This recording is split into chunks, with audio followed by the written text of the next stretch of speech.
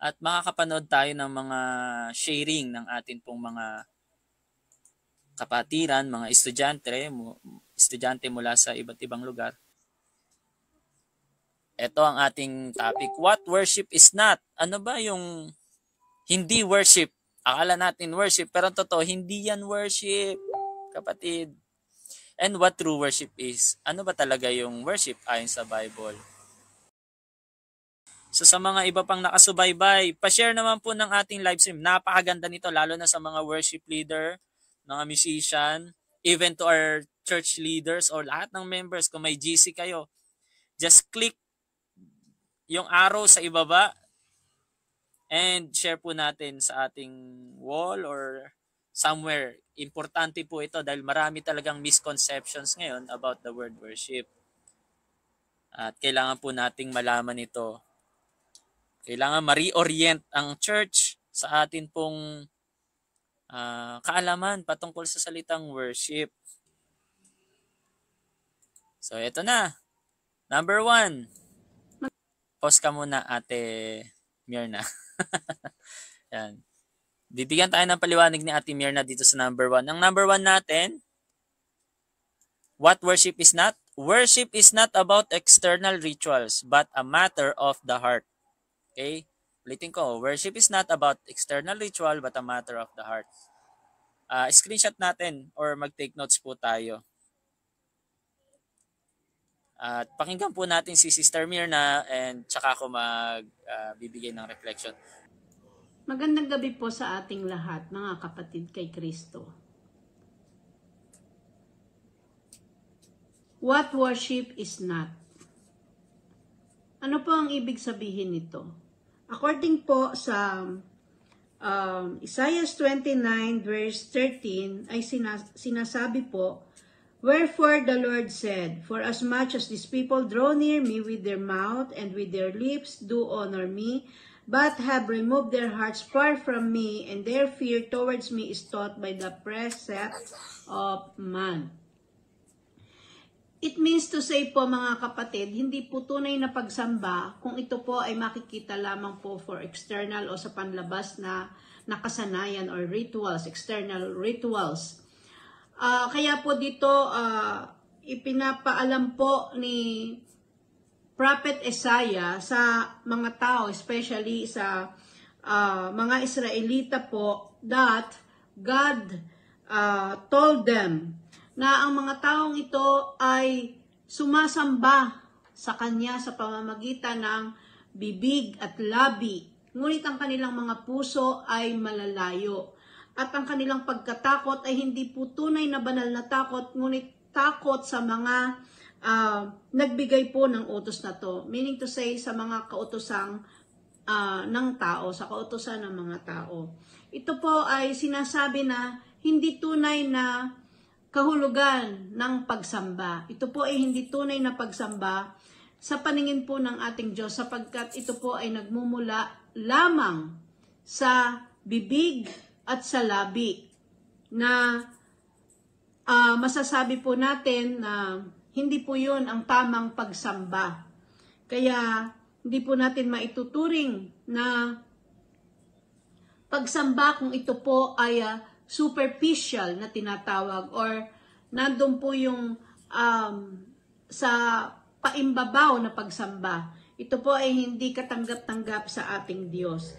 Kaya po, worship is not when we exercise our worship by external rituals.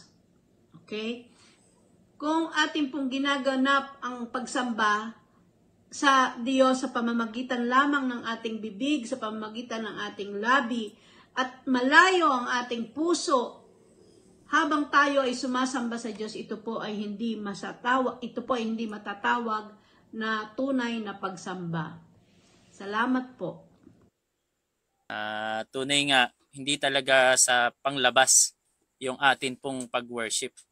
Tulad nga ng difference ng praise and worship, tulad na sinabi ko kanina, i-recap natin konti. Ang worship ay not always evident, okay?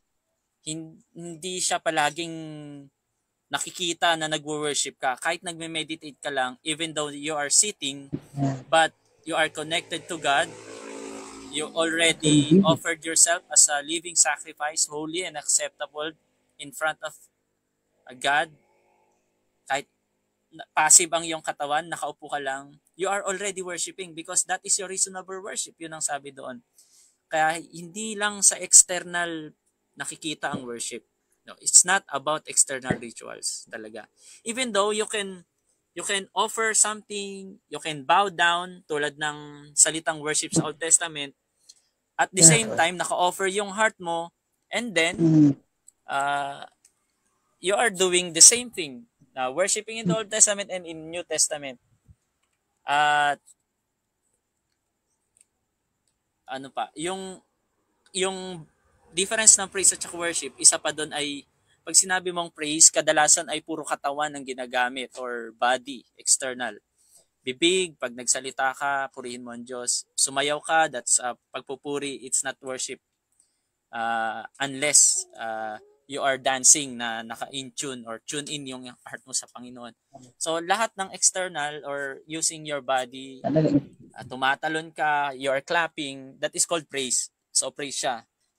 Pero kahit gawin mo lahat ng praises, kung hindi ka naka-inline yung heart mo malayo sa Panginoon, still that's not worship. That is called praise. So yun po yung difference nun.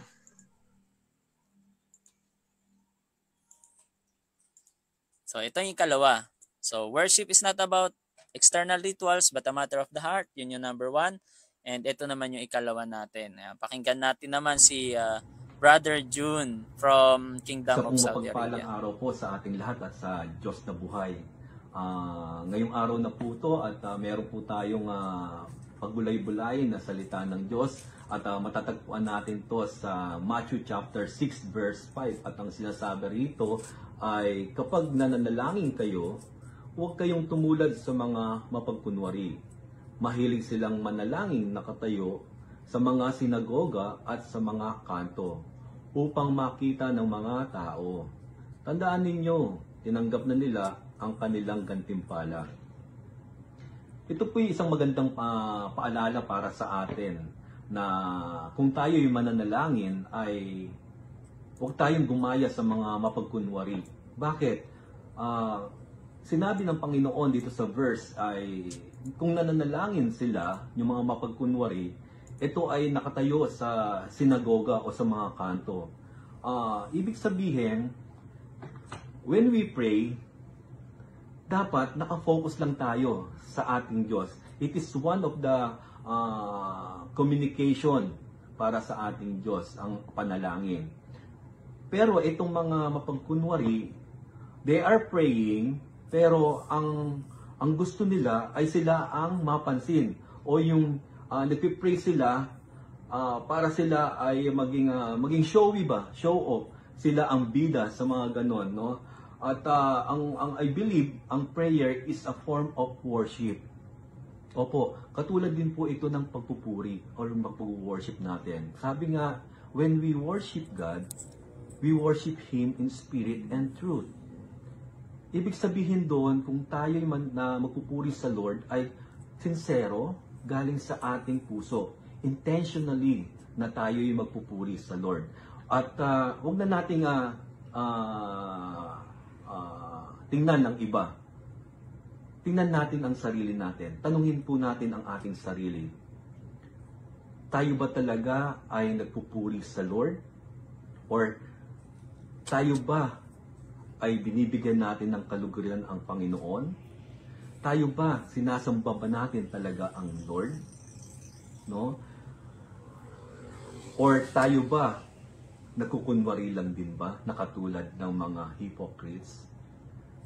No? When we worship God, kailangan sincero tayo, intentionally. Hindi na natin kailangan. Ang kausap natin dito ay ang Panginoon. At dapat lang natin bigyan siya ng kaluguran. Hindi na natin kailangan pang ipakita sa tao to. Dahil ayaw ng Diyos, galit ang Diyos sa mga hipokrito. Kaya mga kapatid, kung tayo'y nagpupuri sa Lord, we worship Him in spirit and truth. Yun lang po at God bless you all. Amen. Praise the Lord. O, di ba? Ang ganda ng quality ng voice ni Brother John eh. Gaya, nung unang narinig ko yung boses niya, sabi ko, no, mas parang radio announcer. Kahit maghapon, magdamag akong makinig ng boses ni Brother John, hindi ako magsasawa. Pero pag ako, pinapakinggan ko yung boses ko, parang sometimes I'm being annoyed, nakakainis. Singkit yung boses ko. So, ayan, worship is not for a show or not a show for others, but a personal connection with God. Yun na pinaliwanag ni Brother John. Siguro naman wala kayong disagreement doon, di ba? Tama naman. Tsaka kung kasi yung ating worship ibabase natin sa ibang tao, maapektuhan tayo. Malaking epekto niyan. Paano kapag yung iba hindi nila feel ang worship, hindi nakaalay yung buhay nila? And sometimes ang tingin nila sa salitang worship o pagsamba, yung pupunta sa simbahan eh. Paano kung hindi sila nagsisimba tapos sasabihin mo yung sarili mo hindi na rin ako sasamba kasi hindi rin naman sila pumupunta. Kasi mali yung pananaw natin ng worship. Actually, ang worship, it is more than going to the church, no? Dahil nga hindi naman yun yung ritual na papunta ka sa church. It is because of, sabi nga natin noon, yung isang definition yung madalas nating naririnig, worship is because who God is. We worship God because of who He is. And yung praise because of what He has done, no? Pero hindi tayo doon, bagamat yun ay isang napakagandang meaning, pero hindi yun yung direct talagang binanggit sa Bible na word by word. So, yun na lang yung sinabi natin kasi parang summarize na lang ng meaning yun na nakikita natin sa Bible. At ayan. So it is a connection. Kaya yung salitang connection na yan, personal connection, yung ating relationship. At isang difference ng praise and worship na natalakay natin last time, noong April 23, ay kahit sinong nilalang o nilikha, kahit bato, araw, puno, halaman, binasa natin yan sa chapter 149, 148, di ba? Mga moon, stars, they worship the Lord, they praise the Lord. So they are not related. Related only as a creation and to His Creator.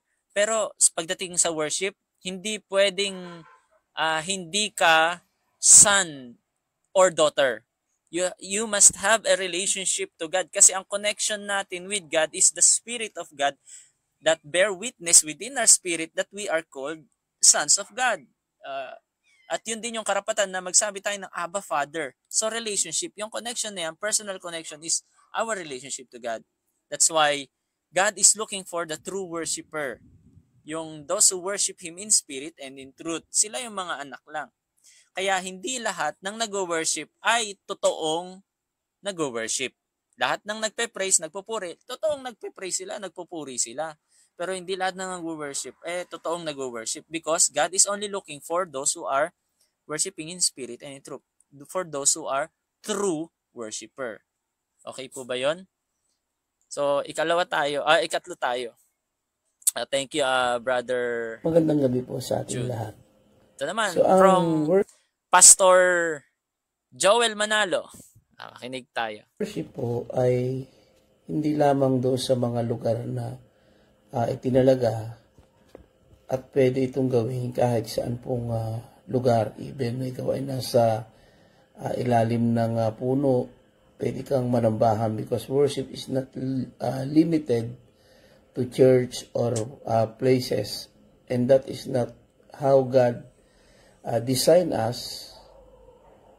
We need to give God honor and worship Him anywhere. So because worship is to honor Him. So like Jesus' statement in John 4:21 to the woman, clearly assert that worship God is not about venues or sites or structures. Does He say the hour is coming you will worship the Father, neither on this mountain nor in the Jerusalem. Worship will be in spirit and in truth. So pwede natin siyang sambahin sa saan mang lugar, kahit na anong klaseng lugar po, pwede tayong manambahan sa Panginoon, because ang pananambahan o ang worship po ay galing sa kanyang puso. It is between you and God. So, pwede natin siyang sambahin kahit na po tayo ay nadoon sa isang simpleng lugar. Hindi lamang naman po doon sa loob ng church pwedeng manambahan ng isang Kristiyano, kundi pwede kang manambahan kahit ikaw ay nadoon sa loob ng iyong tahanan, nasa loob ng iyong kwarto, nasa isang lugar na pwede natin sabing tahimik. So, we have a meron tayong kalayaan na sumamba sa Panginoon. At sabi nga doon, we need to worship God in spirit and in truth. So, yun lamang po at magandang gabi sa bawat isa.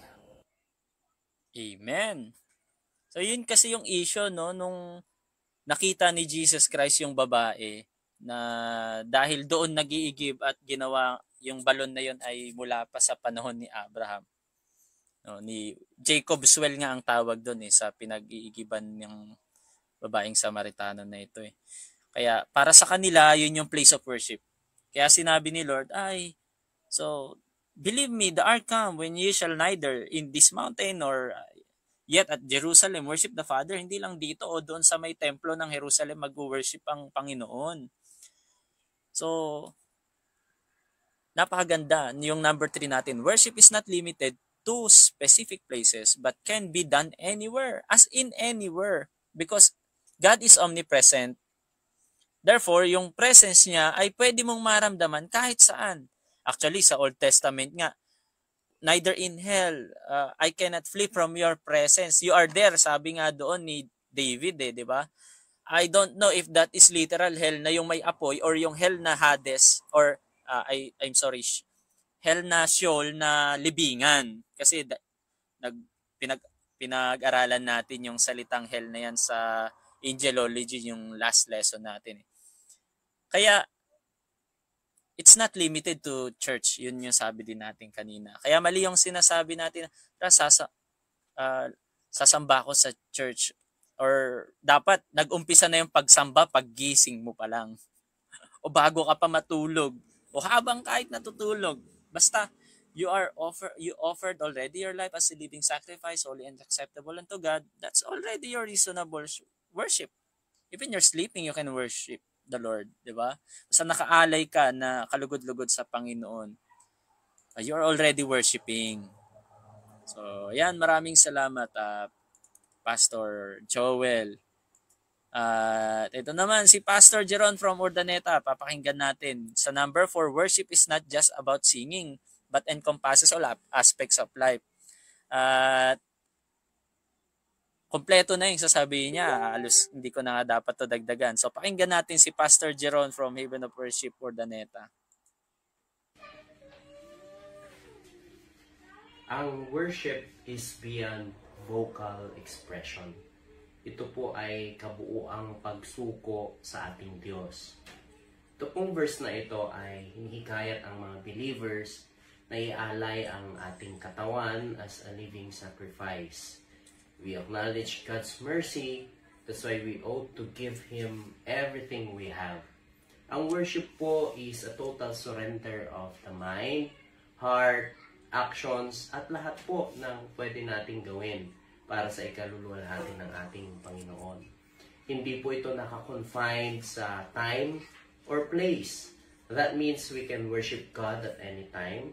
We can worship God kahit nasaan man po tayo. Hindi lamang po ito doon sa simbahan, hindi lamang po ito sa ating kwarto, kundi kahit na tayo po ay nasa public place. Ang worship is about aligning our thoughts, our words, or even our deeds doon po sa kagustuhan ng ating Panginoon o yung tinatawag po nating God's will. Whether it is about serving others, pursuing excellence in our work, or nurturing relationships, all can be acts of worship when done with a heart that seeks to honor God. Therefore, worship encompasses not just singing hymns or prayers. Just try to imagine, paano kung ang worship is all about singing only? Paano naman yung mga taong ang boses ay Pabagyo, Padagupan, Panueva Ecija, Palingayen? I mean, hindi tayo papasa. No one is, wala pong perpekto at walang makakapasa kung yun po ang basehan ng worship. Though we can use music, we can use singing as an act of worship, but it's not limited on singing alone. We can worship God through helping others. We can worship God in cleaning the surroundings, in cleaning our church. We can worship God even in our tithing, in our offering. We can worship God in any task as long as we do it for the glory of God. Kaya let us offer ourselves. Let us make worship a lifestyle, not only in the church, but also even in the comfort of our homes and wherever we are. God bless. Amen. So, paano kung ako nga naman yung nag-worship ng about singing? Kawawa naman ako. Kasi pakubaw yung singing ko dapat Papangasinan So, yun. Straight to the point na, di ba? Worship is not just about singing. Kaya yung sinasabi ng worship leader sometimes, come on, congregation, come on, church, let's worship the Lord. Tayo, before pa tayo kumanta, we are already worshiping the Lord, no? So, maybe, siguro sabi para sa worship leader, let's start to worship the Lord through singing. Pero actually, karamihan talaga sa mga worship leader, hindi nila alam na ang worship ay hindi lang talaga through singing or I don't know, alam ko naman marami din na natuturuan na sa ngayon. Pero kahit ako noon, no, na hindi man ako worship leader, akala ko noon pag sinabi mong worship, yung mabagal, tas yung praise, yung mabilis na kanta. 'Di ba? That is called praise and worship myth. Myth lang 'yon. Kumbaga sabi-sabi hindi 'yon totoo. Okay, so thank you Pastor Jeron from Mabino Worship Urdaneta. Number 5. Worship is not performance for human approval. Hindi kailangan na mayroong ibang tao na mag-a-approve na ayan, tama yung worship mo. No? But a sincere offering to God. So pakinggan natin si Pastor Amador Daluyin. Yan. Alam niyo ang tamang pagsamba sa ating Diyos ay hindi yung tayo ay nagbibigay ng lugod sa tao at hinahanap natin yung papuri ng tao. Alam niyo ang tamang pagsamba sa Diyos ay sinasabi nitong ating panglimang puntos. Worship is not a performance for human approval, but in a sincere offering to God. Yung tunay na pagsamba sa Diyos. Minsan, yung ating mga papuri or alay na papuri sa Diyos, minsan ang hangad natin ay yung tayo ay malaman ng tao na maganda yung ating boses. Hindi ganon. Dahil sinasabi ng Galatians chapter 1 verse 10, bakit ko sinasabi ito? Dahil ba sa nais kong mapuri ng tao? Hindi. Ang papuri lamang ng Diyos ang tangi kong hinahanad. Sinisikap ko bang magbigay lugod sa tao? Hindi. Kung iyan ang talagang hangad ko, hindi na sana ako naging alipin ni Kristo. Kaya lagi nating tatandaan, especially doon sa ating mga worship team, dapat kung tayo ay magbibigay ng papuri sa Diyos, hindi natin hinahangad na sabihan tayo na napakaganda ng ating boses, mahusay tayong mag-lead ng worship. Bakit? Dahil kung magkagayon, tatama sa atin yung sinasabi ng Biblia sa Galatians chapter 1 verse 10. Hindi na sana ako naging alipin ni Kristo. Kaya ba sa Diyos napaka-importante na ibinibigay natin yung sincere offering sa ating Panginoon. Nang ganon, nabibigyan natin ng kaluguran ang ating Panginoon at yung banal na Espiritu ay malayang nakakakilos sa ating kalagitnaan. Minsan kaya nagiging dry yung ating pagsamba sa Diyos or yung ating pagpuri sa Panginoon kasi madalas ay doon lamang nakatuon yung ating pagsamba sa papuri ng tao. At hindi natin ito na ibibigay or hindi natin ito na iaalay talaga doon sa ating Panginoon.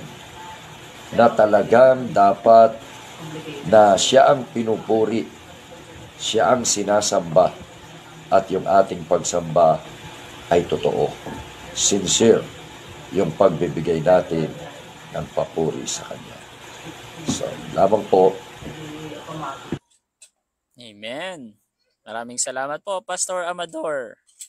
So, worship is not a performance for human approval. Kaya kahit sabihin natin na ikaw man ay worship leader o ikaw ay aawit na nasa ibaba, it's not all about by human approval naman talaga di ba? So, meron tinatawag na private worship or yung sarili mo lang. Meron din yung public worship na nakikita ng iba. Meron din yung corporate worship na kasama mo yung iba. Okay? Na nag-worship. So, again, ulitin ko, umaawit ka man o hindi, pwedeng nag-worship ka. Pero nasabi rin ni Pastor Amador din yung while singing, no? Worshiping while singing, yung kanyang tinutukoy. Na worshiping while singing, dapat hindi tayo nakatingin sa tao. Hindi dahil sa kung ano yung sinasabi ng tao, but kundi ano yung kalagayan natin sa paningin ng Panginoon. Kamusta? Diba? We're not there to please men, but to please God. Amen? So, napakaganda po ng shiner ni Pastor Amador. Yan. Ang mga estudyante po natin ito sa MBS, kung gusto nyo rin po na mag-enroll sa ating Theology of Music, Praise and Worship under ng short-term course natin na Music and Arts, meron din tayong Certificate on Pastoral Studies, Missional Studies, at iba't iba pong mga courses natin, Biblical Studies. Pwede po kayo mag-enroll sa Mobile Bible School. And we're promoting our online school. Self-paced ito. Hindi kailangan na palaging nakasubaybay kayo sa Zoom o kaya dito sa live stream. These are all recorded and ini-edit natin to. Kapag interested kayo mag-enroll, ipapasa natin lahat ng mga past lessons and kailangan lang panoorin nyo lahat and meron tayong konting assignments, pandagdag grades. Pwede na kayong pumasa and makasama na kayo sa graduation. If we can't do this graduation this July, August, baka i-move natin to ng December. Mahalaga ay makuha natin lahat ng mga subjects natin. Mas mahalaga muna yung matuto natin bago yung mag-graduate. So, ito po, number 6 natin. Worship is not a means to gain material blessing but a response to God's grace. Pakinggan natin si Pastor James Roderick Manuel from Ilocos. Ng araw po sa ating lahat. Ang binigay po sa atin na ipapaliwanag yung item number 6. Ang sabi dito, worship is not a means to gain material blessings but a response to God's grace. Ang Matthew 6:33 ang verse, but seek ye first the kingdom of God and His righteousness, and all these things shall be added unto you. Amen. So, ang worship is a response to God's grace. So, ang response itself, ang worship itself, is a blessing already to the one who is giving worship. To the man who is giving worship to God. Amen. So, ano pa yung kakailanganin natin? Kung yung worship is a blessing itself, at saka yung mga material things, mga kakainin natin, susuot natin, ay mai add na lang after na mag-respond tayo na sa pag-worship, sa pag-adore sa ating pag-submit natin sa ating Panginoong Diyos. Amen. So, kung kikita natin dito sa verse na ito, it is a command in order to acquire what is needed. So, seek first, in short, seek first His kingdom and His righteousness ay yung iuuna natin mismo ang kanyang kaharian at ang kanyang righteousness. Alam naman natin, ang righteousness ni God is revealed through our Lord Jesus Christ. Amen. Pag sinig natin si Lord with all our heart, with all our mind, with all our soul, with all our strength, amen, which is the first commandment, ang mga bagay-bagay na kakailangan natin dito sa mundo ay naibigay na. Actually, pag nakita mo lang ang ka-faithful ni God, ang justice niya, yung pagka-provide niya sa atin, ang gagawin lang natin mag-worship, magpapasalamat na lang tayo. Amen. For a man to be righteous naman, is to have God, i-add lang natin ang Panginoong Jesus sa ating buhay, ay isang man na unrighteous, magiging righteous siya sa harap ng Panginoong Diyos na nasa langit pag nasa atin ang Panginoong Jesus. So, it is a moral goodness which aligns to God's standard, not man. Ibig sabihin, inside and out. Amen. So, ang reward naman natin, or yung things na sinasabi naman ni God ay yung favor and mercy niya. For the grace of God is sufficient for us. Amen. Sufficient for us. Amen. For the strength is made perfect in His witness, ang sinasabi sa 2 Corinthians 12:19. Amen. Amen. Praise the Lord. Napakaganda ng sinabi po ni Pastor James Roderick, di ba? Amen. Kaya hindi dahil sa mga material kung bakit tayo mag-worship. Yung favor ni Lord, we're touching His favor. We worship. Kasi sa Old Testament, ganun eh. They worship God para makuha yung favor niya. Kaya si Cain at saka si Abel, yun nga, naging mabangong samyo yung offering ni Cain or ni Abel sa Panginoon, at si Cain ay hindi niya nakuha yung favor ni Lord. So, yun, that's Old Testament worship. In New Testament worship, hindi na yung favor ni Lord ay hindi natin tinatouch, or hindi tayo sasamba sa Kanya or pupunta sa church or something na magpe-pray sa Kanya for this material blessing. Dahil niligtas tayo ni Lord, ay dapat lang tayo po ay mag-worship.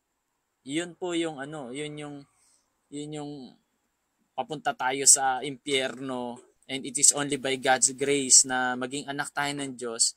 Yun yung response natin, na sambahin natin si Lord from the rising of the sun to His going down. No? Kaya kailangan sumamba tayo sa Lord. Ialay natin ang ating sarili bilang buhay na sakripisyo, banal at kalugod-lugod. So, number 7. Alam nyo, hanggang 24 ito. Hanggang 24, hanggang alas 10 tayo. So, screenshot nyo itong mga natin, number 6. Pag di tayo natapos, kailangan tapusin natin to. Hindi pwede hindi natin matapos. So, ito, pakinggan natin yung number 7 natin from our doctorate student po ito, si Brother Dexter or Pastor Dexter, all the way from Canada. Teacher din natin siya ng Systematic Theology 2, and baka sa mga susunod na subject na may turo niya, makapagturo ulit po siya. Worship is not about following tradition blindly, but understanding the spiritual significance. So let's hear from Pastor Dexter Reyes, all the way from Canada. Worship is not about following tradition blindly, but understanding spiritual significance. Jesus said, quoting the words of prophet Isaiah in Mark chapter 7, he said that the people honor me with their lips, but their heart is far from me. In vain do they worship me, teaching as doctrine the commandment of men. Well, the very foundation of worship is to glorify God. And for us to glorify Him, it must be according to how God wants Him to be worshipped. He said that in spirit, in truth. Meaning, our worship must be under the power of the Holy Spirit and according to the truth, which is His Word, the Bible. Now, worship is not according to traditions of men which we impose our cultural practices. And that's man's way of preaching God. Worship is not according to the wisdom of men where we find ways to please men. And so we devise commercialized ideas to attract people. And so we become crowd pleasers, but God's displeaser. Worship is not to please men, but to give honor to God, to praise Him, to give glory to His name. And there's only one name that God will be glorified, in the name of His Son, Christ Jesus. Amen. Amen. O, di ba?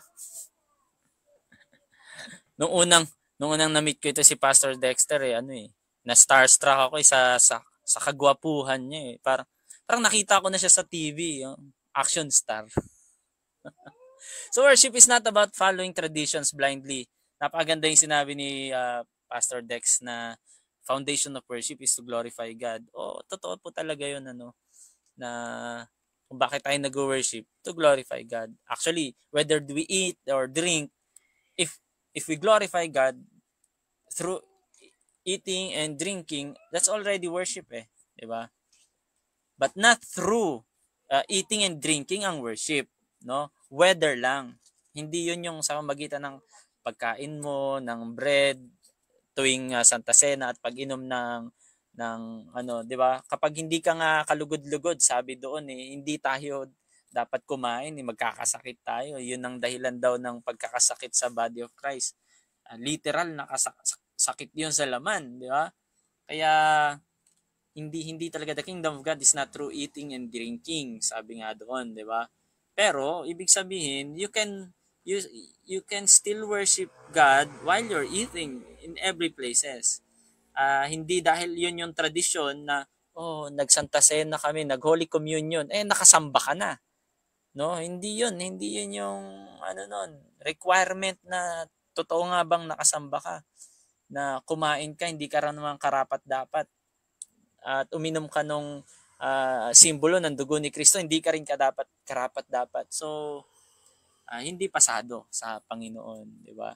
Kaya yung mga tradition na sinasabi diyan, yung mga ceremonies, hindi yun talaga yung number one, no? Hindi ko sinasabing hindi kailangan. So, kailangan din ng ng mga ceremony na ginagawa sa loob ng church.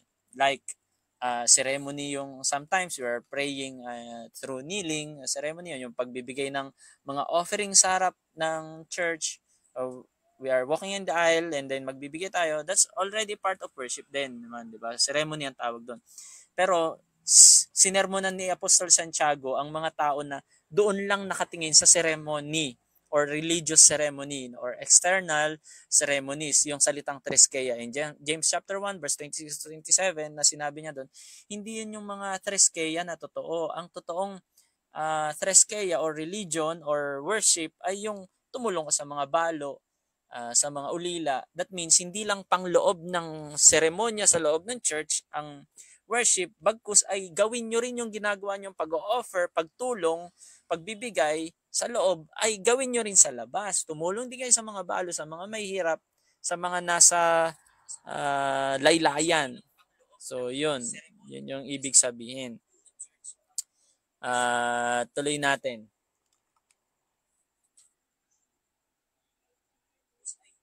Maraming salamat po, Pastor Dex. Makikinig naman tayo. Wala pala. Hindi nakapagpasa yung sa number 8.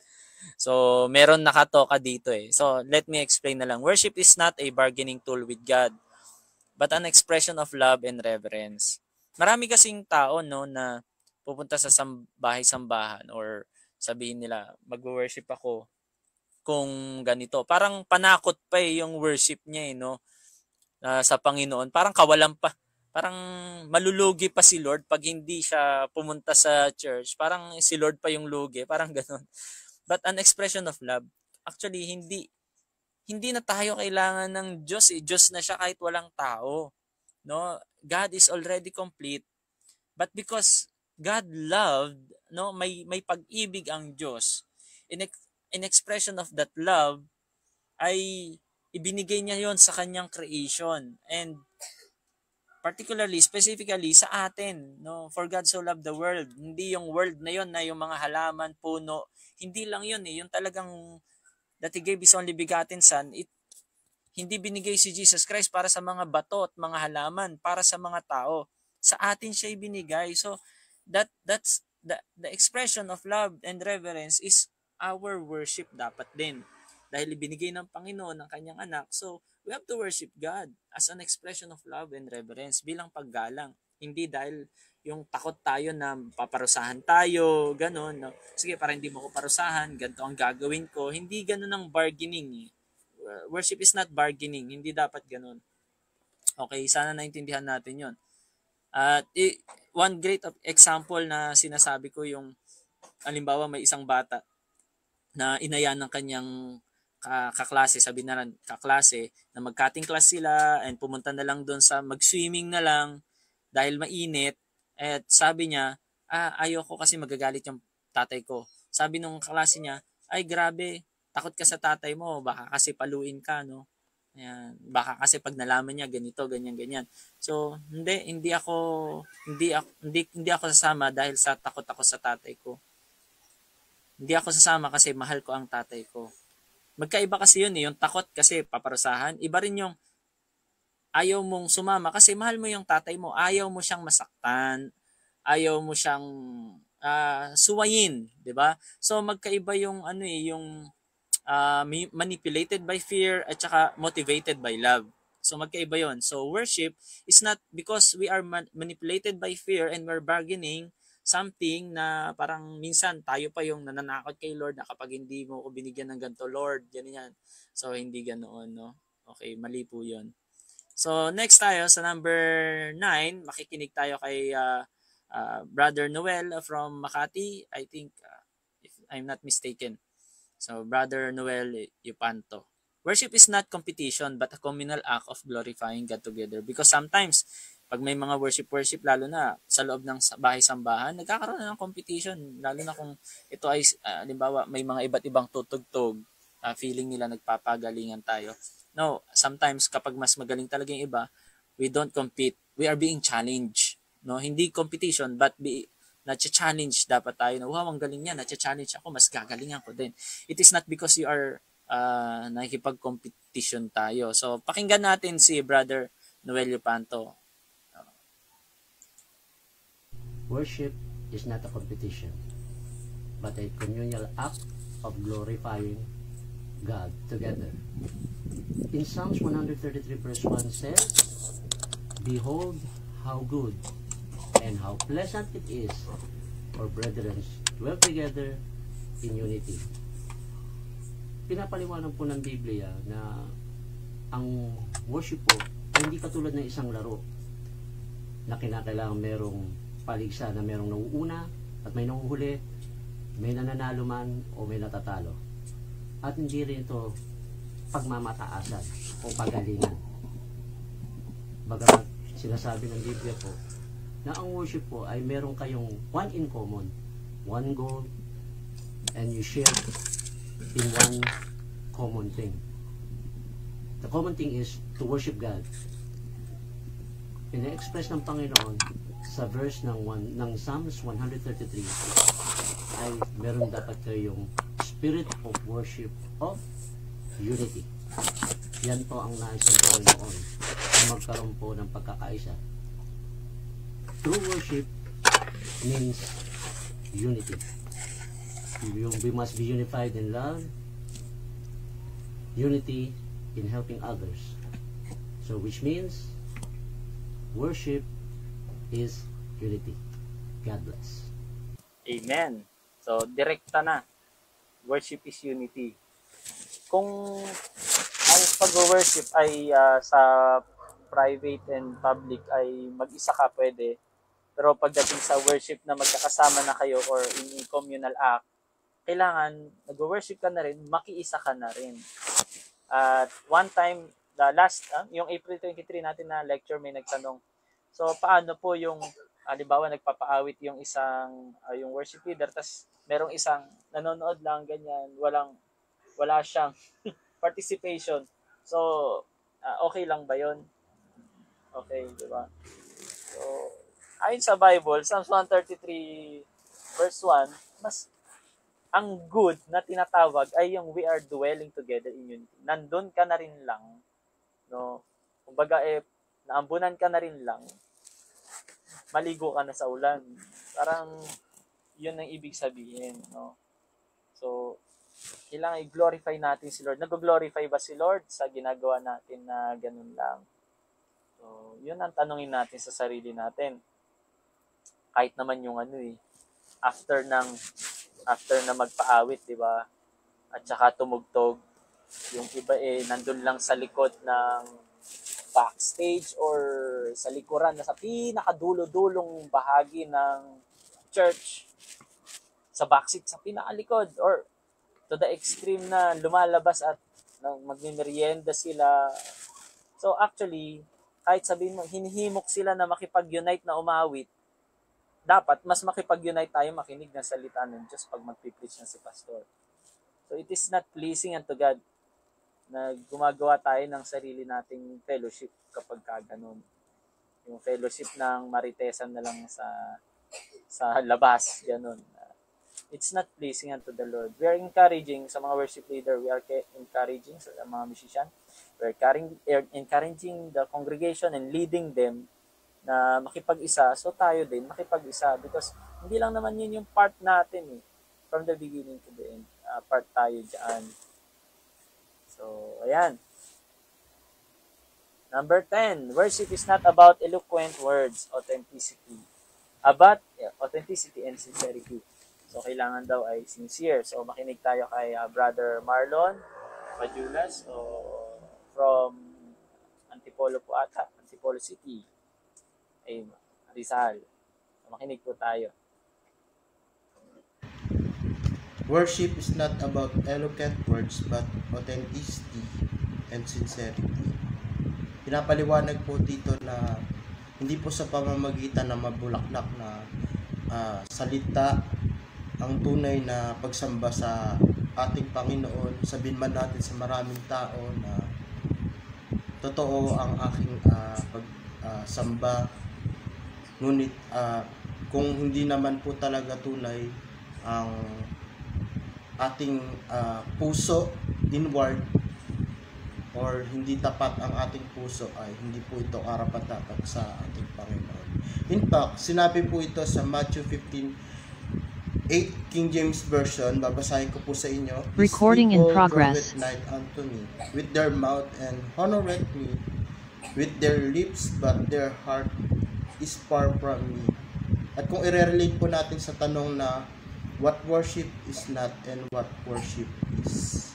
The idea is they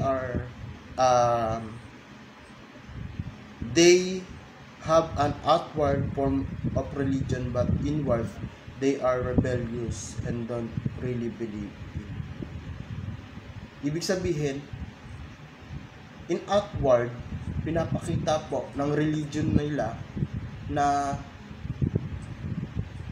tunay ang kanilang pagsamba sa pamamagitan ng the way of practicing to worship, singing, praise, and etc. But ang tunay or yung inward ay rebellious at tunay po silang di naniniwala.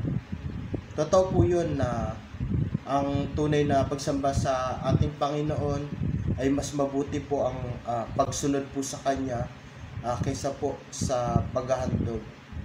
Hindi ko po sinasabi na ang ating way ng pagsamba ay mali, kundi ang gusto ko lang pong ipaliwanag na kahit anong ganda ng tinig natin, ipakita natin sa mga tao, but inward ay hindi po tunay at tapat ang ating puso sa pagsamba sa ating Panginoon. Ito po ay, or hindi po tama, ay ito po ay hindi po karapat-dapat sa kanyang harapan. Dahil lagi po natin tatandaan na number 1 ang audience po natin ay ating Panginoon. Yun lamang po at maraming salamat. Amen. So, ang tanging audience natin ay ang Panginoon. O, di ba? Kaya, hindi talaga tao yung ating dapat i-please. Hindi porke lumalabas sa ating mga bibig, mga eloquent words. Tulad nung sabi din ng bishop ko noon, kung sa prayer din, parang kailangan pati prayer mo, King James Version. Oh, thou art so good, Lord. You give it every blessed.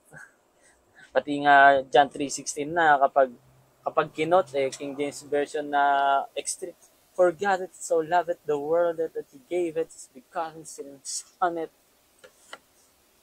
Eloquent words. So it's not all about the eloquent words. Hindi nakukuha si Lord sa mga bubulaklak na salita pagdating sa worship. Mas tinitignan niya yung sincerity ng puso natin kung ang ganda ng sinabi mo, ang totoo, ang totoo, nagagawa mo ba? Galing ba talaga sa puso niya? So that's worship, yung authentic at saka sincere na paglapit sa Panginoon. So thank you, Pastor Marlon. Ito naman kay number 11 na tayo. Number 11. Worship is not a duty, but a joyful response to God's goodness. Kanina grace, ngayon naman response to God's goodness. So, yun nga parang yung iba kasi parang pagod na magsamba dahil may duty. Duty ang iniisip, responsibility. Tignan natin kung anong ibig sabihin talaga ng worship.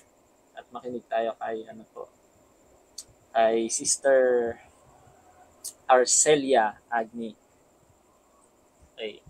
Pati si Sister Pasita Milo. Pareho sila number 11, kaya dalawa silang papakinggan natin. Maunat po tayo kay Pastor Arcelia. Hello po. Good evening po sa lahat. So, worship is not just a duty or obligation, but a joyous privilege we have as a children of God. So, bilang mga anak ng Diyos, ang pagsamba po natin ay nagmumula sa ating puso. Hindi po natin ito duty. But ito po yung katugunan natin doon sa kabutihan ng Diyos. Dahil naranasan na natin yung kabutihan ng Diyos. Kaya nga po, wag po nating i-take na kahit bagamat sinasabi po doon sa Isaiah 43 verse 21 that God has created us to worship Him. Dahil ito yung talaga yung kagustuhan ng Diyos, ito yung layunin ng Diyos, na kaya po nilikha niya ang tao upang sambahin siya. Pero wag po nating i-take na ito ay duty natin. Pero gawin po natin ang pagsamba natin sa Diyos na ito yung katugunan natin doon sa kanyang kabutihan.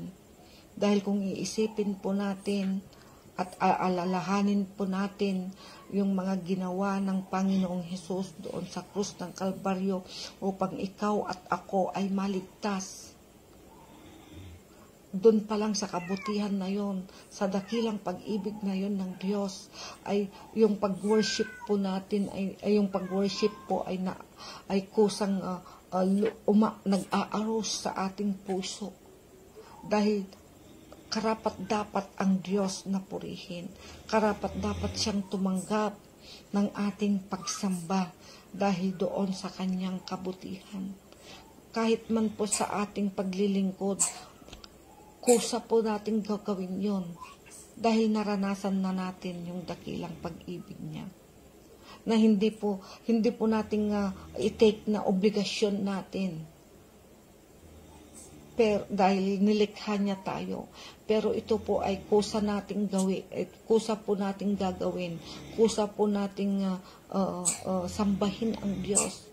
Nag-aaros pong kusa sa puso natin dahil naranasan na po natin yung pag-ibig ng Diyos.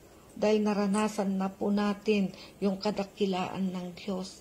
Kaya hindi po mapipigil yung puso natin sa pag-awit, sa pananalangin, sa pasasalamat na ibinibigay natin sa Diyos. Dahil naranasan na natin yung kanyang dakilang pag-ibig. Kaya po, worship is not our duty. Huwag po nating i-take na duty natin. But, ito po yung kagalakan natin na bilang pagtugon doon sa kabutihan ng Diyos sa atin. Maraming salamat po. God bless po. Amen. Thank you po, Pastor Arcelia. Ang ganda ng sinabi ni Pastor Arcelia. Talagang galing sa heart, no? Ramdam na ramdam hanggang dito. Grabe. So, ang ganda ng contribution ni Pastor Daryl. Shout out. Sabi ni Pastor Daryl, worship is a delight, not a duty. In response to this number 11 natin, yun, yung huling-huling sinabi din ni Pastor Arcelia na ito ay yun nga, dahil sa kagalakan natin, no? Hindi yun kabigatan. Kaya pag sasamba sa Panginoon, hindi yan talaga kailangan na palagi ka feeling mo obligated. Parang sisimba ka o sasamba ka lang dahil may kailangan kang gawin doon. So you're not worshiping kung ganun. You're not, parang bigat na bigat ka. Parang sa akin, iniisip ko, mali yung pagsamba natin kapag ka ganun eh. Naging duty, naging obligation, naging responsibility na.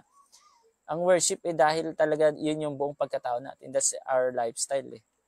No, dahil mabuti siya, dapat lang talaga na siya isambahin natin. Dahil mapagbiyaya siya, sambahin natin. Na may kagalakan. No? May kagalakan. Kaya affected talaga yung espiritu ng tao kapag down na down siya minsan.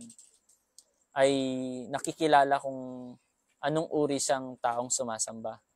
'Di ba? Kung kaya pa rin ba niya magpuri sa Panginoon sa kabila ng mga paghihirap na nararanasan niya, sa kabigatan na iyon. No? Kahit sabihin natin nagtatampo tayo minsan kay Lord, may mga tampo rin na nararamdaman natin pag nawalan ka ng mahal sa buhay, nalugi ka sa business na ang laki ng inilabas mo, or nagkaroon ng problema, nagkaroon ka ng sakit na halos walang lunas na sinasabi ng mga tao. So parang kapag nagpuri ka pa rin, nagpasalamat ka pa rin sa Panginoon, then that's worship. Na i-convert, na i-divert mo na katulad nung sinabi ni Job na kahit wala na yung naubos yung material blessing sa kanya, no, ay nakapagbigay pa rin siya ng papuri at pagsamba sa Panginoon. Blessed be the name of the Lord. Blessed means barak. Barak means to kneel down. To kneel down is one expression of worship in the Old Testament. At hindi lang basta dahil nag-kneel down siya, dahil may takot siya na mamatay siya, no. Kundi nagpapasalamat pa rin siya sa Panginoon kasi buhay pa rin siya. Humihinga pa rin siya. He know how to appreciate God's goodness in times of bad things na nangyayari sa kanya. Kaya dapat ganun din tayo. Amen po ba? So yan. So magandang gabi po, Sister Michelle, Pastor Marvin, Sister Mylene. Yan, sa mga nakasubaybay, share po natin ang ating live stream ngayong gabi. Si Pastor Daryl nagsabi rin dito, worship is, number 1, submission to the will of God. Number 2, separating from the influences of this world. Number 3, serving the community of believers by using the spiritual gift. Ito pong outline na to, obviously, mula to sa Romans chapter 12, whole chapter. Na-share din yan ni Pastor Daryl. So yan, thank you, napakaganda po niyan. So makinig tayo din kay Sister Pasita Milo, all the way from Benguet. Magandang gabi po, Pastor. Ito po ang aking additional explanation sa number 11 na worship is not a duty but a joyful response to God's goodness. Ang verse ay sa Psalm 100 verse 2, King James Version. Serve the Lord with gladness, come before His presence. Ito po ang aking additional explanation. Ang pagpupuri po sa ating Panginoong Diyos ay hindi po ginagawang sa pilitan o persahan. Hindi po tayo inuobliga ng Panginoon na siya ay papupurihan at hindi rin ito ginagawa na parang isang responsibilidad. Sa makatwid, ang pagpupuri po sa Panginoong Diyos ay isang pribilehyo, oportunidad o pagkakataon na siya ay malayang dinadakila na bukal sa kalooban ng mga mananampalataya bilang tugon sa lahat ng kanyang kabutihan at mga pagpapala sa ating mga anak niya. Ito po ay ginagawa na may galak, kasiyahan at pasasalamat na nagmumula sa puso na may kababaang loob. At walang ibang hangarin kundi luwalhatiin ang Diyos na laging gumagabay sa pang-araw-araw ng pamumuhay. Amen. Di ba? Parang halos connected lahat eh. Para luwalhatian ng Panginoon, yun din sabi ni Pastor Dexter. Talagang nakikita natin at na uulit-ulit na ma-mindset tayo na we are being inculcated or in our minds, na-inculcate yung mind natin na talagang ang worship is to glorify God. It is not a duty only, it's an opportunity, diba? It's not to please people. So ayan, thank you, napakaganda ng share ni Sister Pasita. So sa mga may what is worship, no, para sa atin, comment down natin sa mga nanonood. Para sa atin, what is worship? No, babasahin din natin yan isa-isa. So kung meron tayong narinig or idea or biblical thoughts or insight, share natin sa comment section. What is worship? Ano ang worship para sa iyo? Personally or biblically or according to your experience or leading sa inyo. So, share natin sa comment section. Babasahin natin mamaya.